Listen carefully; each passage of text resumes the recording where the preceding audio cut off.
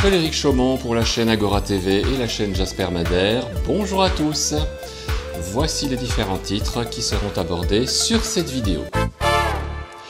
L'assistance au suicide, nouveau précepte encouragé par Macron. Traduction dans quelques instants. Macron, un cas psychiatrique, comment l'arrêter? Manifestation, pendant combien d'années encore? L'assistance au suicide, beaucoup de gens ne veulent pas mourir, c'est pourtant dans l'air du temps. N'oublions pas l'objectif du nouvel ordre mondial tel qu'il était inscrit sur les pierres de granit du Guidestone en Géorgie, rappelez-vous. Maintenir un niveau de 500 millions d'individus au maximum, ça fait beaucoup de gens à tuer. Alors en plus, s'ils ne veulent pas mourir... Macron a donc décidé de présenter une nouvelle loi sur les modalités de l'assistance au suicide et à l'euthanasie. Il est bien dommage que les personnes âgées n'ayant pas eu le choix à l'époque du confinement, le Rivotril utilisé comme sédatif palliatif est normalement utilisé pour le traitement des épilepsies convulsives. Dans les cas présents, il a été utilisé comme soin palliatif assorti d'une interdiction de contact avec la famille.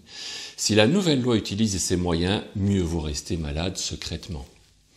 Si la loi est votée par Sa Majesté Macron, on sait déjà qu'un vote contestable parlementaire n'aurait aucun poids car ce que le roi veut, Dieu le veut.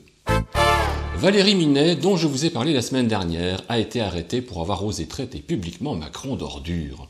Rien que pour ça, elle a été arrêtée et nous avons un peu plus d'informations concernant cette personne à qui on a imposé le rôle de bouc émissaire.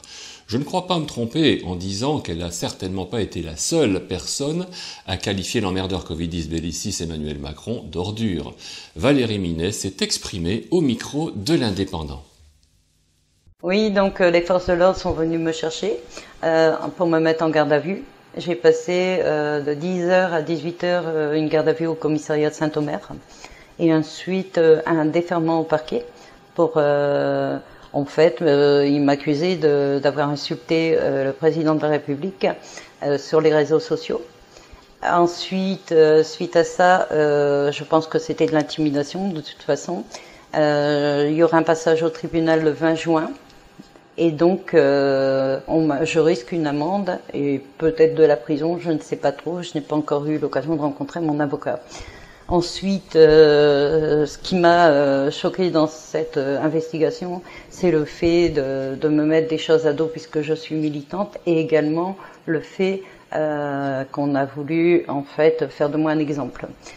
Je suis aujourd'hui ni en colère, plutôt attristée de voir que les impôts servent à payer des fonctionnaires de police pour faire des enquêtes sur des choses qui se retrouvent sur tous les réseaux sociaux. Je ne suis pas la seule. Et suite à ça, il y a eu une énorme mobilisation, dont hier un rassemblement devant la sous-préfecture de Saint-Omer avec un comité de soutien qui fait quand même chaud au cœur. La bonne nouvelle, c'est que Juan Branco, avocat déjà bien médiatisé, a accepté de défendre Valérie Minet. Il a dit, je le cite, « Nous allons non seulement l'innocenter, mais faire condamner pénalement chaque fonctionnaire qui aura participé à sa privation arbitraire de liberté. Cela vaudra à premier titre pour le sous-préfet de Saint-Omer, mais aussi pour chaque policier et gendarme et magistrat qui aura émis ou obéi à des ordres dont il savait parfaitement l'illégalité. Le tribunal est saisi en toute illégalité et il le sait, rendez-vous le 20 juin. » Fin de citation. Selon l'article 11 de la Déclaration des droits de l'homme, la libre communication des pensées et des opinions est un des droits les plus précieux de l'homme. Tout citoyen peut donc parler, écrire, imprimer librement, sauf à répondre de l'abus de cette liberté dans des cas déterminés par la loi, par exemple diffamation ou autre atteinte répréhensible, évidemment. Oser dire que Macron est une ordure n'est pas vraiment une diffamation et on ne peut pas non plus le considérer comme un mensonge puisqu'il s'agit bien d'une figure de style qui définit somme toute assez bien l'aspect moral du personnage. Que dit la loi française sur le libre droit d'expression? Je n'ai pas résisté à l'envie de poser cette question sur ChatGPT, c'est un outil dont on parle beaucoup en ce moment. Eh bien, il semble que je l'ai collé. Je profite d'ailleurs de cette occasion pour vous inviter à vous méfier de cet outil. Il est quand même curieux que cette question gênante semble provoquer des court-circuits. Mais surtout, attention, vous envoyez sur Internet des questions qui sont pour la plupart liées à vos centres d'intérêt et peut-être aussi vos tendances politiques, religieuses ou sexuelles. Bref, vous dévoilez encore un peu plus de tout ce qui est lié à votre vie privée. Et ça a de la valeur pour beaucoup d'entreprises et aussi pour ceux qui nous dirigent. Puisque j'en suis à parler du libre droit d'expression, je continue sur ma lancée. Il est interdit de critiquer le régime Macron. En effet, l'étau se resserre sur le professeur Franklin Nyamsi, enseignant à l'université de Lille 3, qui a récemment annoncé avoir été visé par une suspension temporaire de 3 mois pour ses critiques de la politique française en Afrique. Ce dernier a été convoqué par la police judiciaire le 12 avril prochain à 9h30. Le professeur a déclaré, je le cite, « Il a fallu que le gouvernement Macron me prenne en chasse pour que soudain on s'acharne à me prendre en défaut pour tenter de réduire ma liberté en pièces détachées.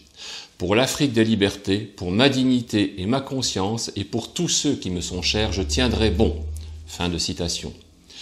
Il ne faut pas contrarier le roi. C'est le fondement même de tout régime totalitaire et dictatorial.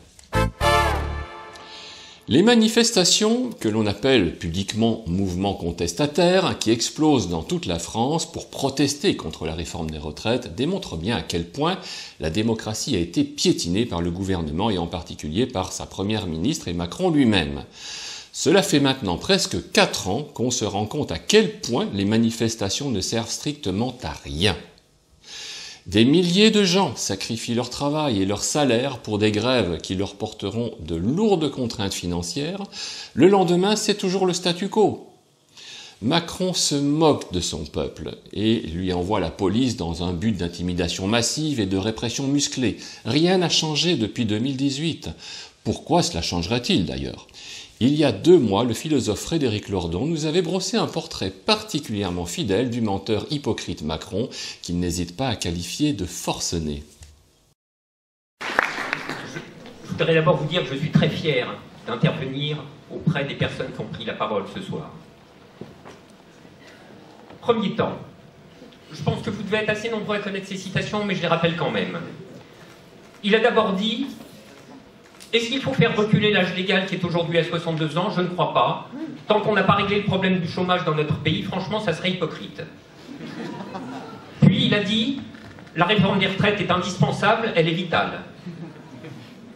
Il a d'abord dit: nombre de nos compatriotes ont voté pour moi, non pour soutenir les idées que je porte, mais pour faire barrage à l'extrême droite.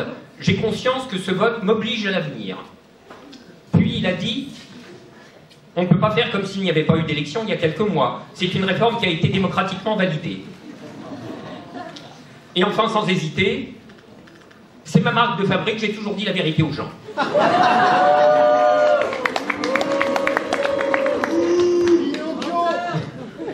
Bon, vous avez compris qu'il ne s'agit pas tant de constituer une archive, il s'agit plutôt de dresser un portrait.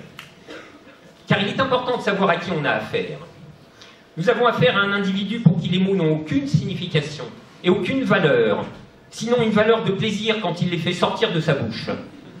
Nous avons affaire à un individu qui a détruit le sens des mots, donc la condition de possibilité de toute discussion, et avec lequel, par conséquent, l'idée même de faire entendre quoi que ce soit, l'idée même du débat est une pure et simple absurdité.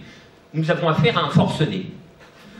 Le forcené est retranché dans les institutions de la 5e, depuis lesquelles il peut faire ce qu'il veut et n'hésitera pas à aller au bout de sa folie. Inutile d'imaginer que des manifestations République-Nation pourraient lui tirer le moindre battement de cils. Serions-nous 5 millions dans les rues, il continuerait droit devant lui, le regard halluciné. Nous avons affaire à un forcené, et un forcené, ça se déloge. Au minimum, ça se débranche. Je vous recommande évidemment de regarder cette vidéo en entier, je suis sûr qu'elle vous plaira. Le lien est bien sûr dans le descriptif de cette vidéo. Ce que Frédéric Lordon a bien compris, c'est que Macron, tout comme ses complices, vont continuer à répandre le mal dans tout le pays sans aucunement tenir compte des doléances populaires. Et il va même continuer à s'appliquer à les ignorer avec un mépris rare et insistant. Oui, Macron va continuer sans dévier de sa ligne de conduite et rien ne pourra l'arrêter à part une véritable action du peuple. Vous l'avez vu sur les réseaux sociaux, ils ne s'arrêteront que lorsque nous les arrêterons. La police finira par comprendre qu'ils sont là pour le peuple et pas pour son dictateur. Le peuple français ne veut pas d'une réforme des retraites, il veut que tout soit reconstruit et qu'une démocratie se mette en place. Un pays correctement géré pourrait permettre d'abaisser l'âge de la retraite à 50 ans sans le moindre problème. Je n'exagère pas, c'est évidemment possible si c'est réellement ce qu'on veut. Nous sommes venus au monde pour vivre, pas juste pour payer des factures et des cotisations jusqu'à notre mort. Nous sommes là pour profiter de la vie et par-dessus tout pour profiter de l'amour de notre famille et de nos proches. La balle est dans le camp du peuple. La balle est aussi dans le camp de la police. J'ai confiance à 100%. Ayez confiance vous aussi. Chères citoyennes et chers citoyens, je vous dis à très bientôt.